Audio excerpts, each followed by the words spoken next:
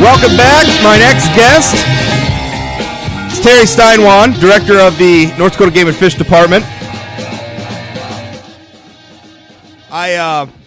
Terry, I know you don't have a ton of time, so I want to get right to it. First of all, thank you for your time coming on the program. I want to ask, what's the latest on the guns? That's we heard a lot about that. Number of missing guns or guns that I guess couldn't be located in your department. I think the last we heard is that there were still 18 that hadn't been tracked down yet. What's the latest? Well, thank you, Rob, for having me on your program, first of all. And secondly, we're still in active investigation. At the committee meeting a couple of weeks ago, at that point in time said we were yet to account for 18 guns. I know it's fewer than that now. They've accounted for a few more, but we still have some active investigations going on. And I don't know exactly how many are out there right now that can't, but I know there are some active leads that the guys are looking at right now. You had said that it was a possibility of including law enforcement in terms of reporting like a stolen or missing weapon. Is that on the table yet? Is that a step you've taken?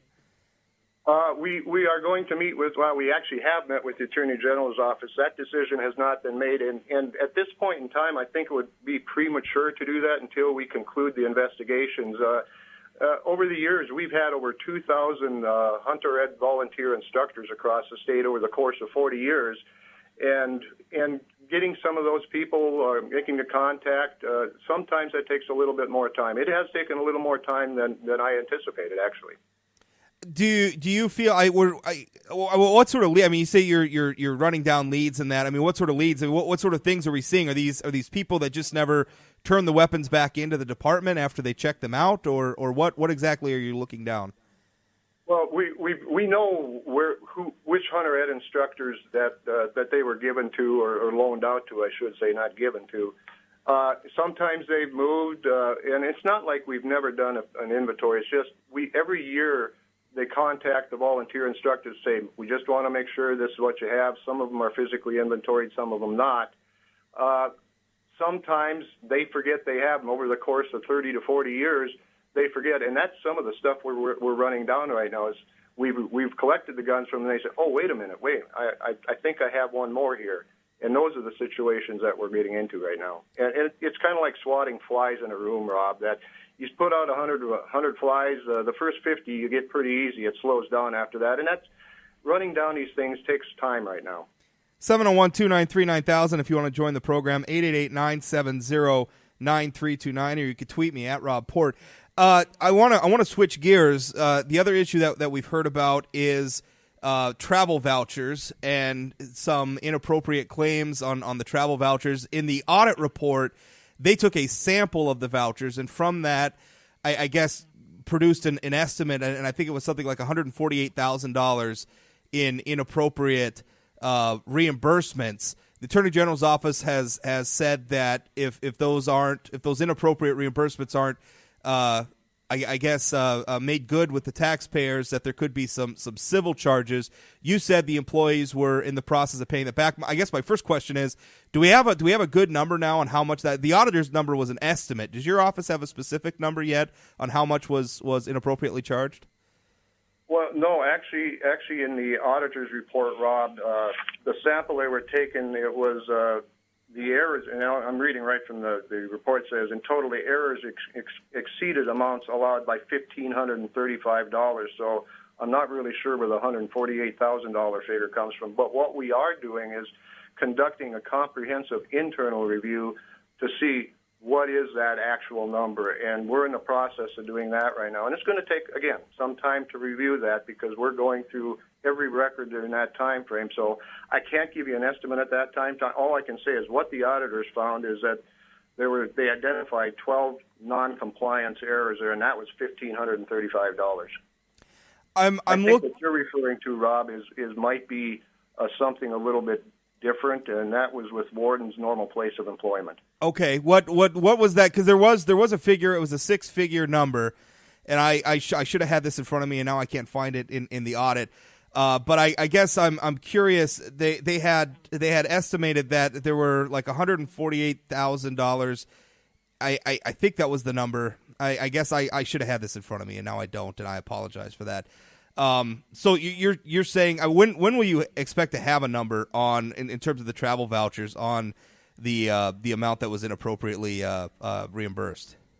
Boy, I wish I could give you a time. I can't. We have people going through them right now.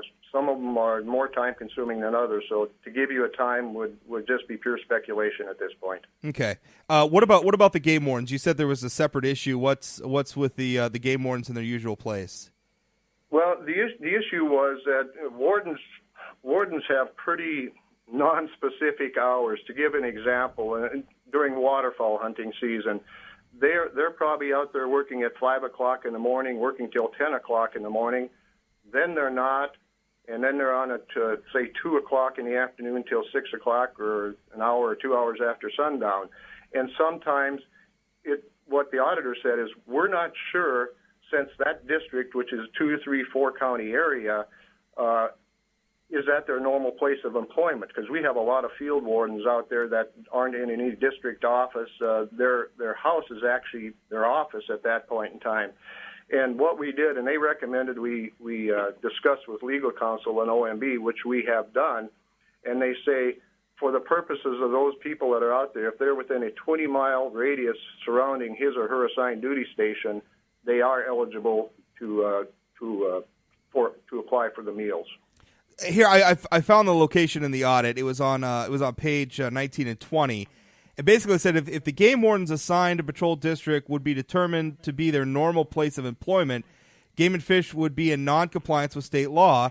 In addition, the amount of meals being eligible to be claimed would be significantly reduced. In our audit time period, game wardens and warden supervisors were reimbursed approximately $180,000 per meal, where no overnight stay was involved. What they're saying was reimbursed $180,000 inappropriately. You're saying that number is smaller?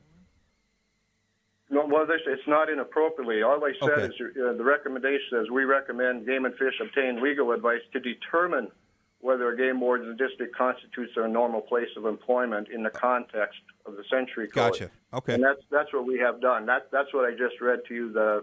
We have gotten concurrence and approval from legal counsel and Office of Management and Budget. I understand. We have a call. Mike from Moorhead. You're on the program. What's on your mind? Yeah, I just got back in my pickup, but I've got a question about, you guys always have state auctions for vehicles, but I've never yet seen a state auction for four-wheelers, boats, motors, trailers, and I know you guys swap those things out every so many years. Where do they go, and who's handling that? Right. In terms, thanks for calling, by the way, and in terms of the motorized vehicles, the pickups, the cars, everything, that's actually run through the Department of Transportation. Anytime we get rid of like you say, a four-wheeler, outboard motor, anything like that, we have to go through North Dakota surplus property. So, and I'm not sure exactly. I do believe it's local governmental entities, government. I don't believe an individual like you or I can go in there and buy anything. It has to go to another governmental entity, if I remember correctly. Oh, so they get first chance at it. Right. To go to use for the highway department for marking ditches or whatever it may be. It might be a local county government or something like that. All right. Well, thank you. There are times we actually trade in, which reduces our cost. Outboard motors, I know we've done that in the past, where we negotiate with a dealership where we trade in our existing outboard motors, and of course we get that value back in lesser payments for the new outboard motor. So that occurs. Right, and I know some of the companies also give kind of a special. They go right to the factory and ask for a special compensation for government entities and stuff.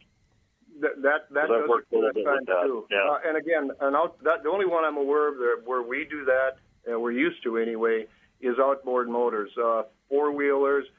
Tractors that we normally use in our wildlife management activities, that occurs. We trade in. We don't rarely go to factories. It's usually with a dealership. Okay. Mike, thanks for the call. Appreciate it. Thank you very much. All right, Terry, one last question. I know you've got to, or I guess we still got time for a couple of questions here. 701-293-9000, 888-970-9320. 612-929 if you want to join the program, or you can also tweet me at Rob Port. Another question is it's been reported elsewhere that this was the first time the state auditor had taken a look at your department. I think a lot of people did, just given the scope of the audit and how many findings there were. Had your department been doing internal audits previous to this? Well, actually, this is the first performance audit the Game and Fish Department has received. I think it's every 2 years we have a fiscal audit, and sometimes that's a single audit, which means a combination of state and federal. And sometimes we've had almost constant audits. It might be federal auditors coming in because we do deal with federal aid monies, excise taxes, and hunting and fishing equipment. And then, of course, the state auditor's office comes in and audits some of that. And that's every 2 years, so this is not the first audit we've had. But this is the first performance audit. Correct. Okay. And then what sort of I mean, when we're talking about some of these employees reimbursing the state for I guess some of their inappropriate reimbursements, what sort of disciplinary action are you going to be taking for those employees? Well, our focus right now, Rob, is just correcting the issues brought forth in the auditor's report. And we have some correcting to do. Our focus has been doing that, making sure it doesn't happen again at this point in time. You said that in terms of the game wardens, you got a legal opinion. Listener Sean asks why you didn't have that legal opinion before paying them out travel. Well, actually, it's never come up before.